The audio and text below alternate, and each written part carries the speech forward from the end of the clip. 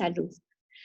La fisioterapia es un proceso de duración limitada y con un objetivo definido, encaminado a permitir que una persona alcance un nivel físico, mental y social óptimo, proporcionándole así los medios para modificar su propia vida.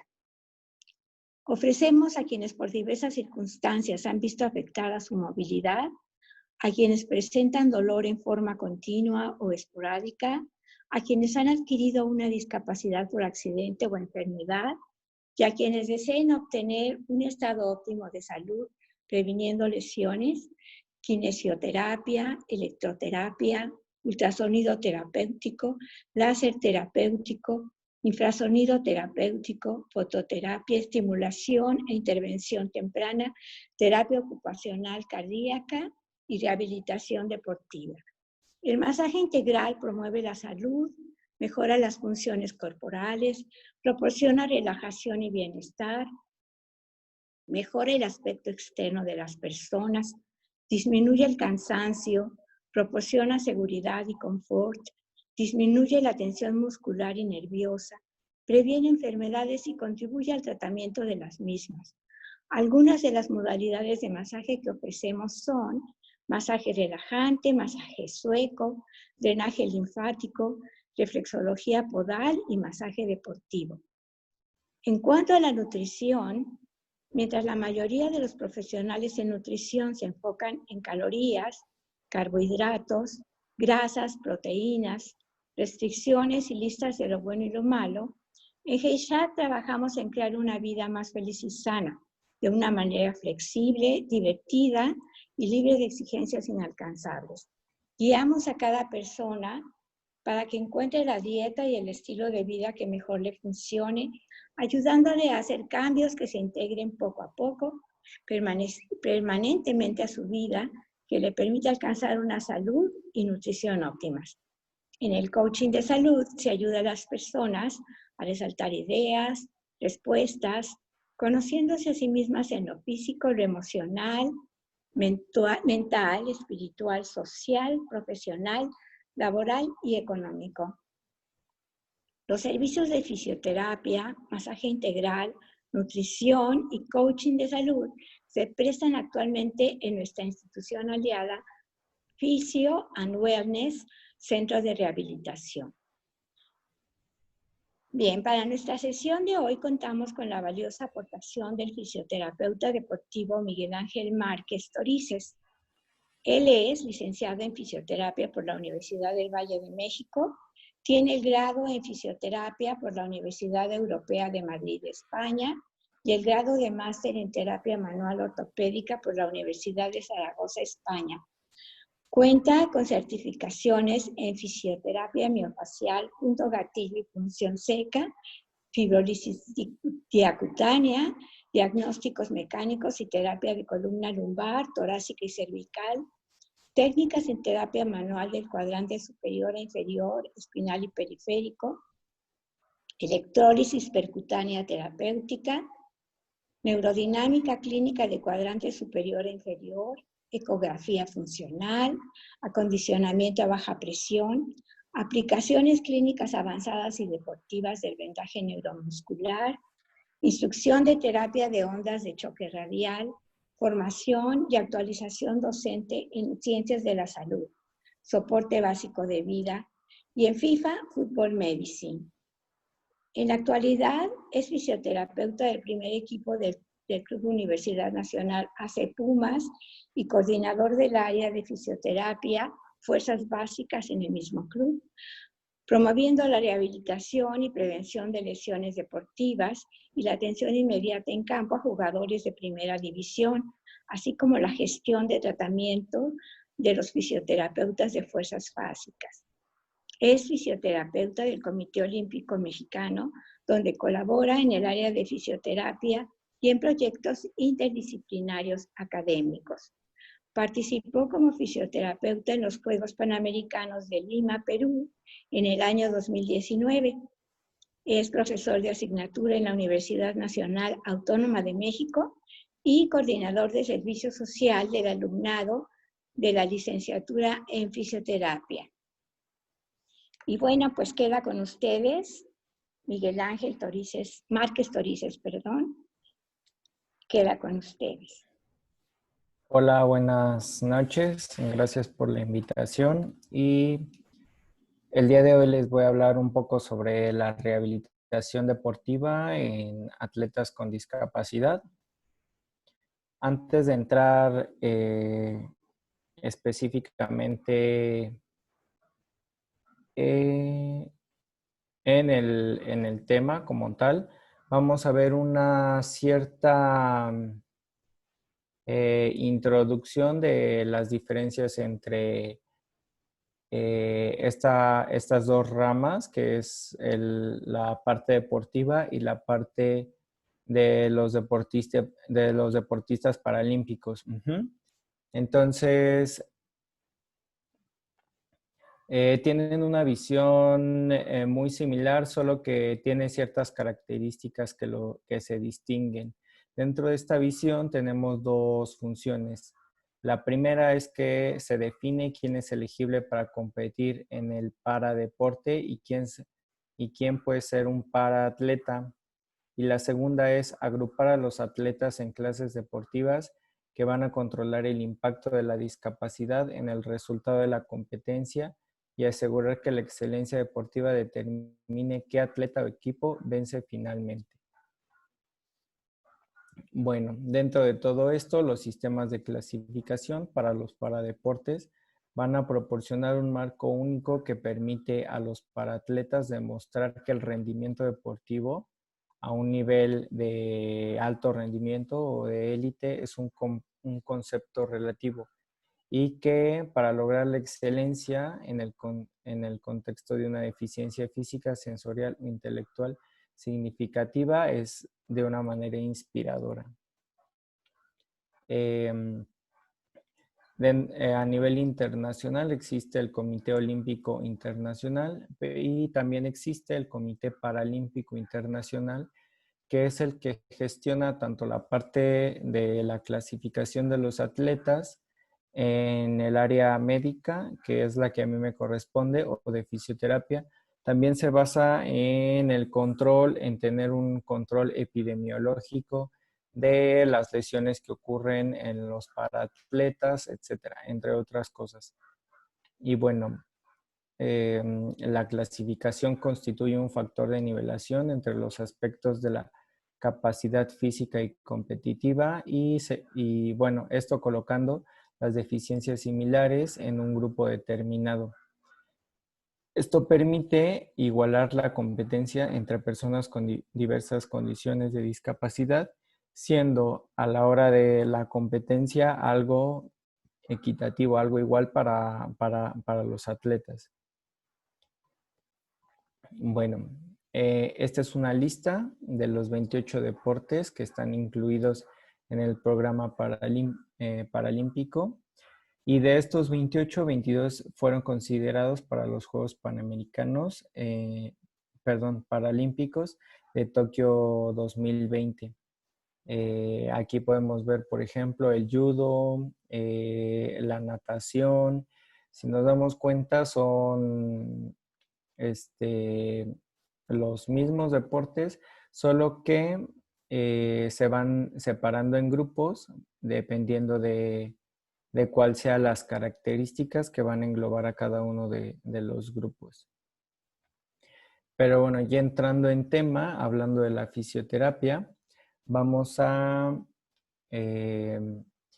hablar de cuál es el papel del fisioterapeuta en este tipo de tanto eventos, tanto competiciones, etc.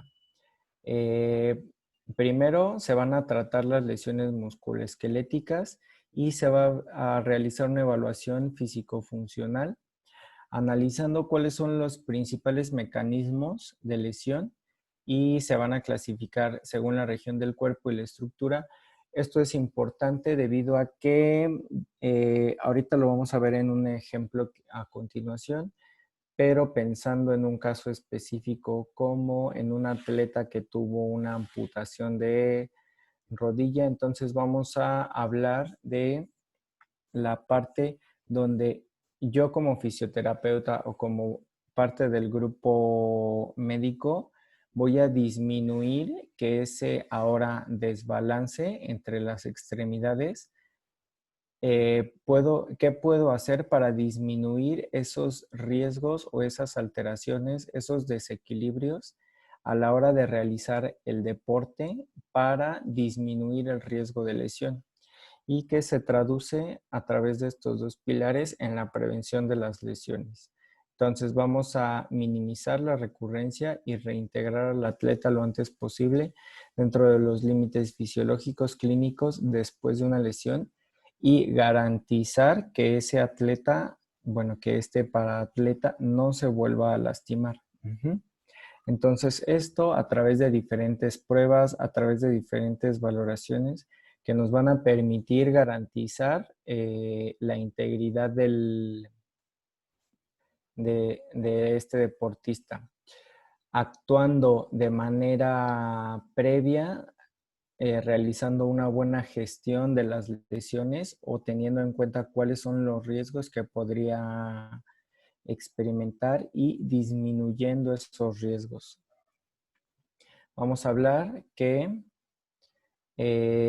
bueno, ya hablando un poquito dentro de las lesiones, que no se originan durante la práctica del deporte o durante la competencia, sino que se van a gestionar o se van a empeorar o mejorar debido al tipo de discapacidad asociada con el deporte practicado y el nivel de aptitud física y capacidad técnica al realizar los gestos deportivos.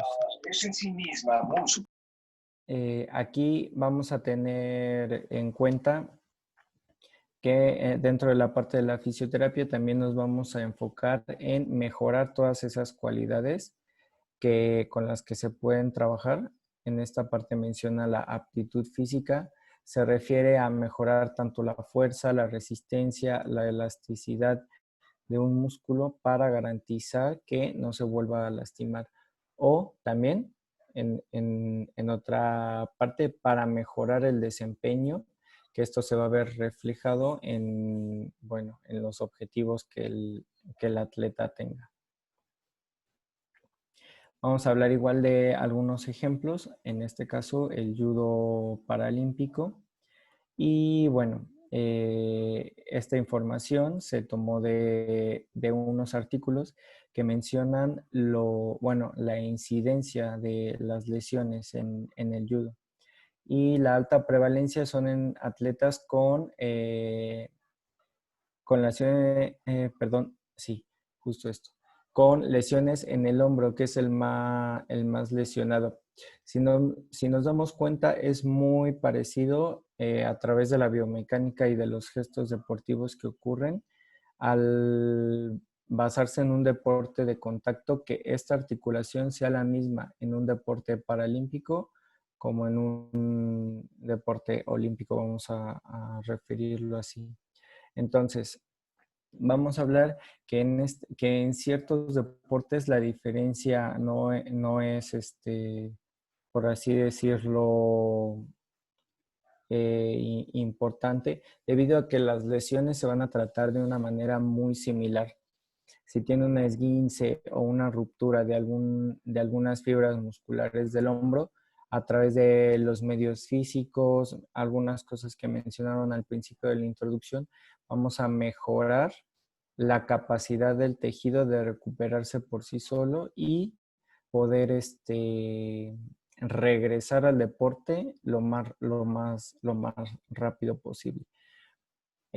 Bueno, ya dentro de la parte de la fisioterapia ya hablamos de las medidas para disminuir el dolor y la inflamación, el fortalecimiento de los músculos que van a dar mayor estabilidad en las articulaciones, estiramientos, algunas partes de terapia manual que entran en los dos primeros puntos, la parte de la liberación miofacial y ejercicios de propiocepción que nos ayudan a tener una mejor conocimiento de nuestro cuerpo y mejor estabilidad en las articulaciones.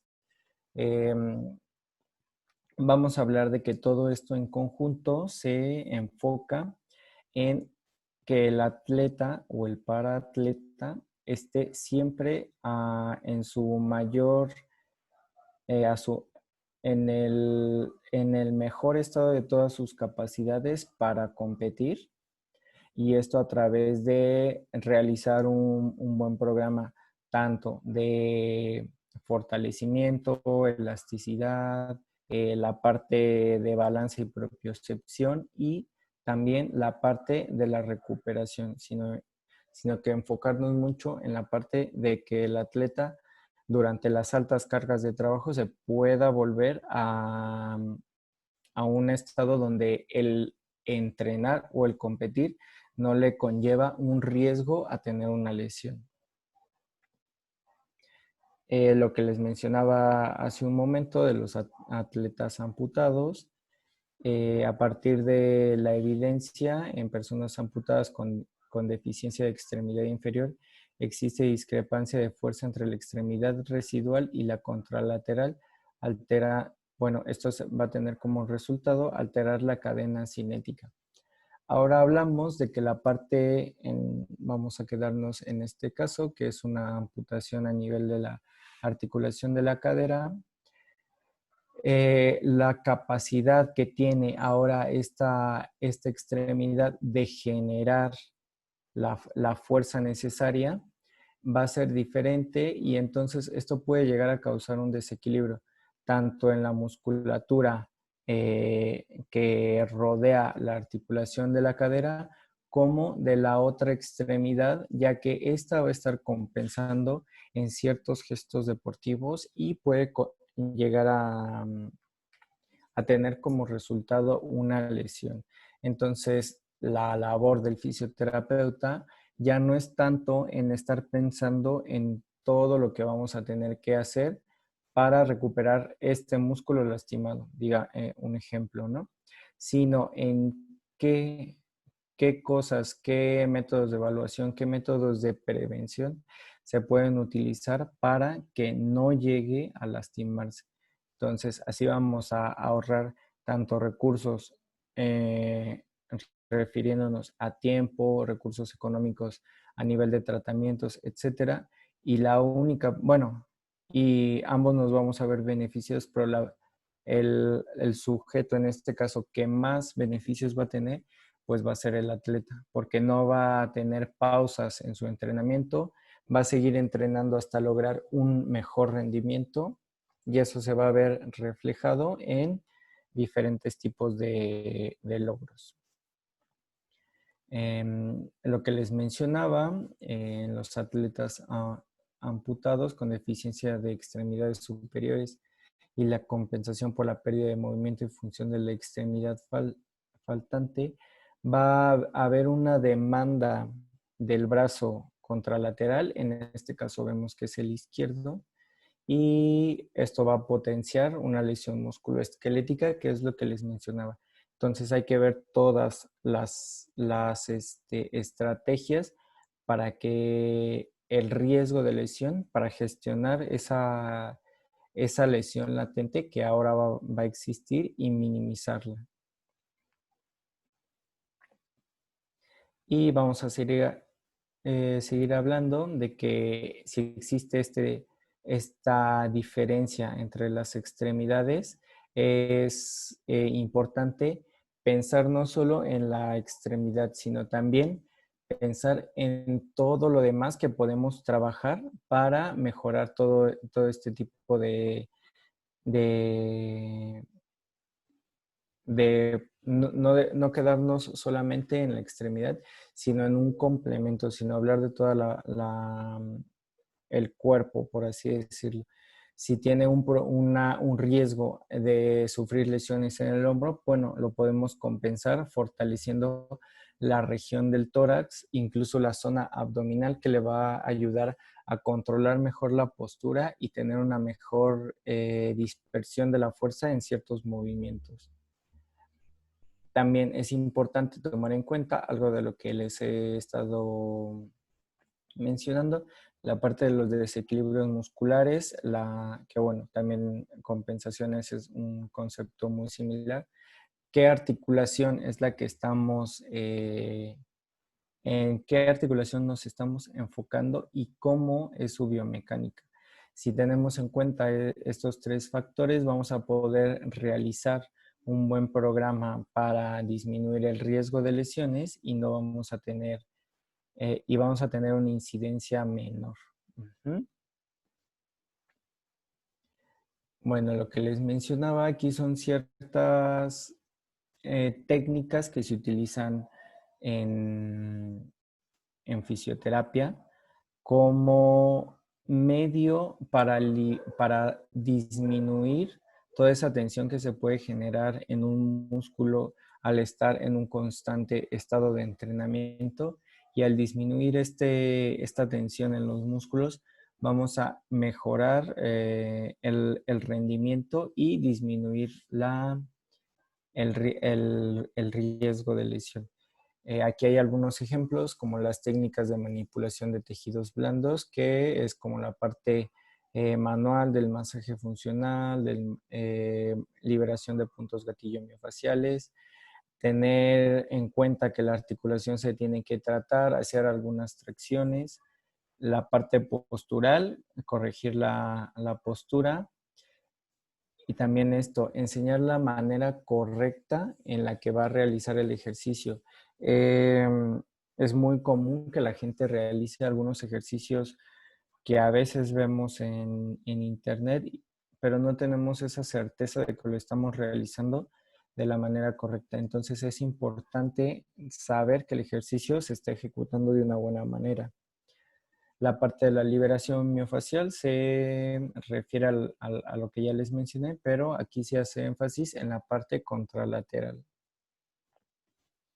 Y bueno, dentro de las conclusiones, el papel del fisioterapeuta es permitir que los atletas se desempeñen dentro de los límites de su lesión, que el nivel y tipo de deporte requieren una comprensión de las lesiones deportivas más comunes para conocer el tipo de demanda que el fisioterapeuta debe atender durante la competencia, que es lo que les mencionaba, conocer bien todo el entorno que va a estar englobando al paradeporte, y también tener el conocimiento sobre la lesión, y que es el primer paso para la parte de la prevención, que es algo que les he mencionado, y la atención inmediata dentro de la parte de la fisioterapia y la rehabilitación.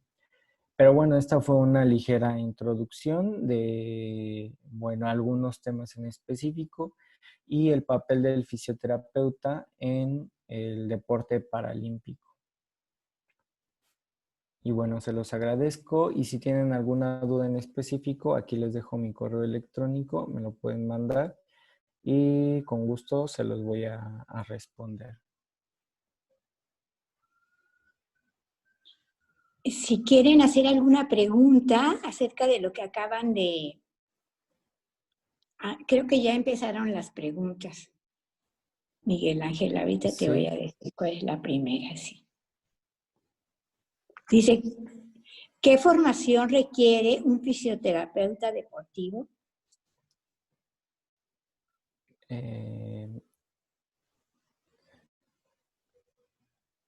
Ok. ¿Qué formación requiere? Bueno,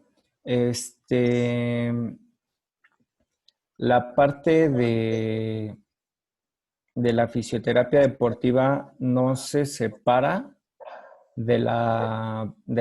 bueno, para mí es eso, que nunca se separa de la base, que es la parte de ortopedia. La única diferencia es que tenemos a por así decirlo, un atleta o un paratleta que tiene unos objetivos específicos. Y entonces es que es como que escucho mi voz, entonces no sé si Sí, alguien estamos puede apagar. escuchando bien. Es que como que yo vuelvo a escuchar mi voz, como que la escucho con eco.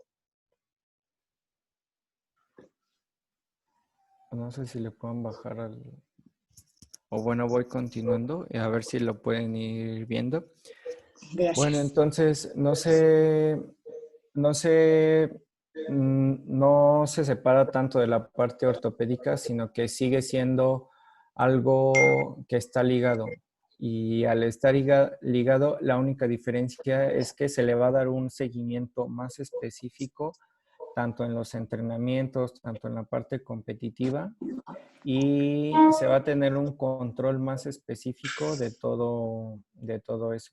Entonces, la única formación, por así decirlo, necesaria es conocer a la perfección toda la parte ortopédica, biomecánica y anatómica, conocer cuál va a ser la fisiología que va a seguir el cuerpo humano durante una lesión y, bueno, conocer bien el deporte al cual vamos a estar, por así decirlo, con el cual vamos a estar trabajando para saber cuáles son los gestos que pueden provocar una lesión y así minimizar esos riesgos.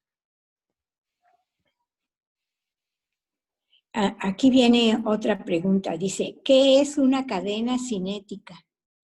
Ok, bueno, en esa parte habla de que todos los músculos trabajan en cierto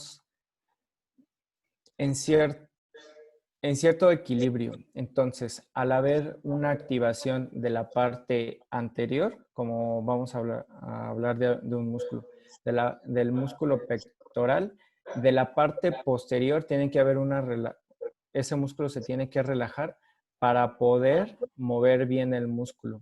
De eso se trata. Si no existe ese equilibrio entre esa parte de las cadenas musculares, tanto anteriores como posteriores, no se va a dar un movimiento armónico y no se va a tener, por así decirlo, el movimiento en su máxima expresión. Entonces esto puede, si no se realiza de una manera correcta, puede conllevar a una lesión. A ver, aquí viene otra. Dice, ¿a qué te refieres con el gesto deportivo o de movimiento? No lo entiendo bien. Ok, bueno. ¿Sí? Me parece que se refiere a, por ejemplo, en el voleibol, el gesto deportivo o el movimiento con más prevalencia de lesión es el saque, ¿no? Bueno, cuando el balón se avienta y de un golpe tiene que pasar el balón en la red, ¿no? Entonces, el gesto deportivo es el golpeo del balón en un movimiento por arriba de la cabeza. Ujú. Entonces, este es el gesto deportivo. Ujú. Entonces, a eso se refiere en esta parte.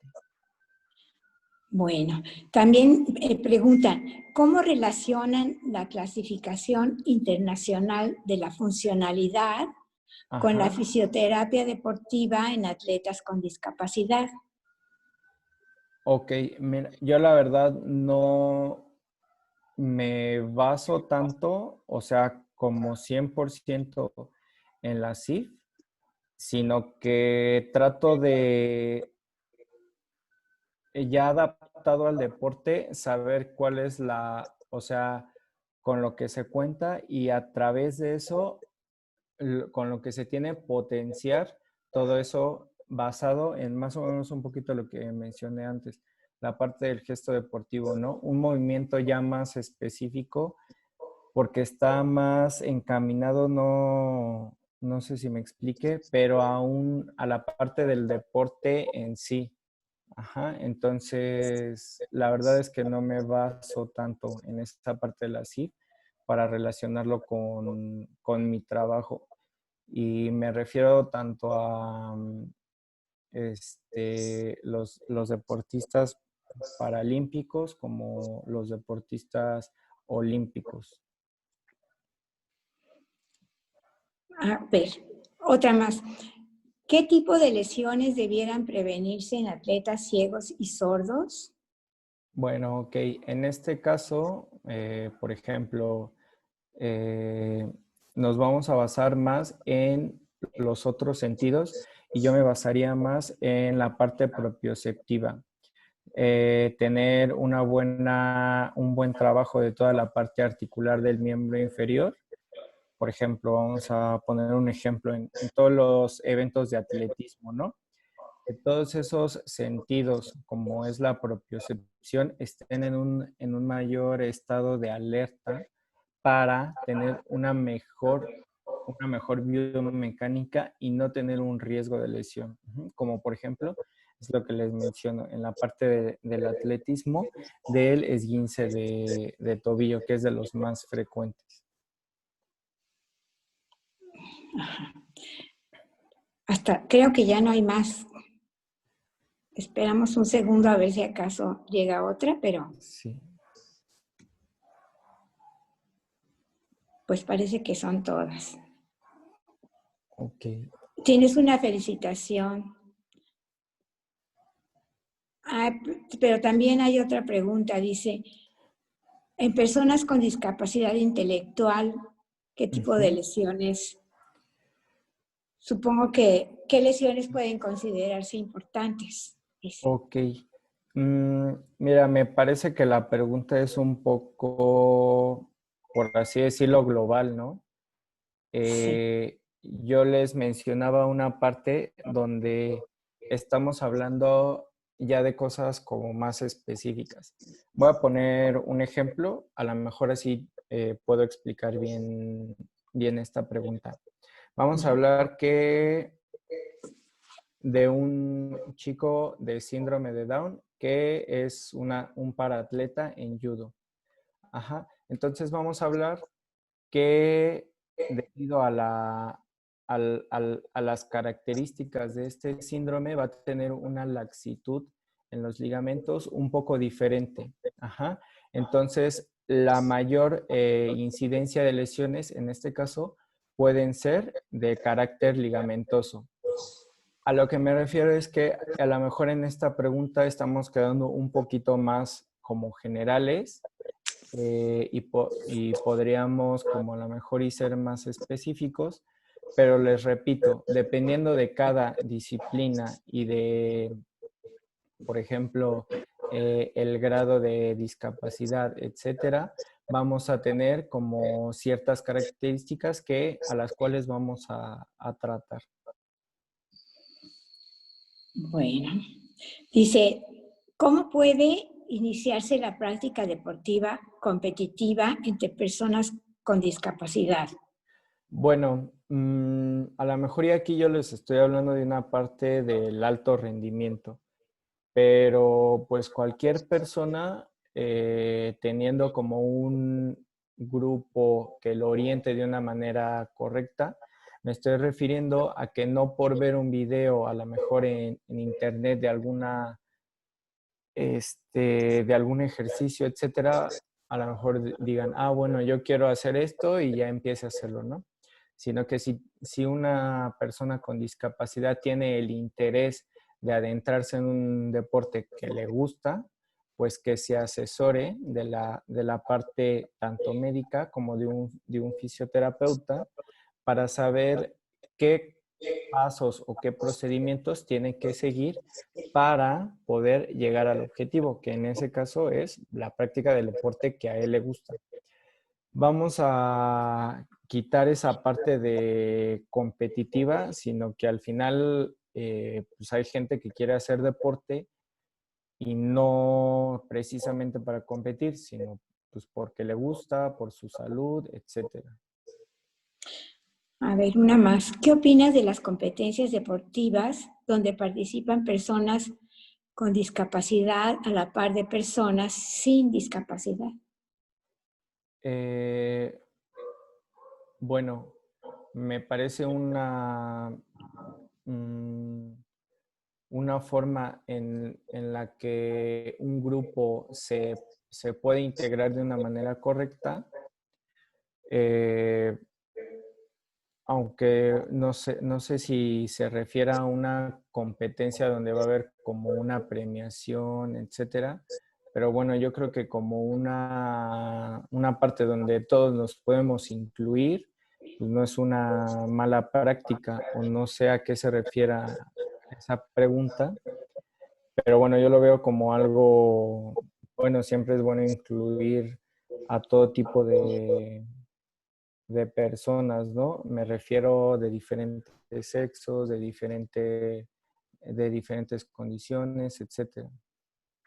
Sí, se refería justo a la inclusión. Ah, bueno, pues sí, o sea, pues creo que más en estos momentos y en la actualidad es muy importante esa parte de la inclusión, tanto es lo que les menciono, ¿no? No solo en las personas con discapacidad, sino de personas de diferente raza, de diferente sexo, de diferentes preferencias. Bien, pues parece que ahora sí ya es todo. Ok. Miguel Ángel, muchísimas gracias. Sí, gracias a ustedes. Bueno, también queremos agradecer a nuestra intérprete de señas, Isabel Breña. Gracias. Eh, muchas gracias por su participación. Y pues muchas gracias a ustedes también por habernos acompañado en una sesión más. Los esperamos el próximo martes, donde tendremos otra más que vamos a compartir con ustedes. Y ya sería todo por el día de hoy. Mil gracias. Ok, gracias. Gracias, Miguel Ángel, y gracias, Muchas gracias. Isabel, y gracias al público en general. Buenas noches. Buenas noches.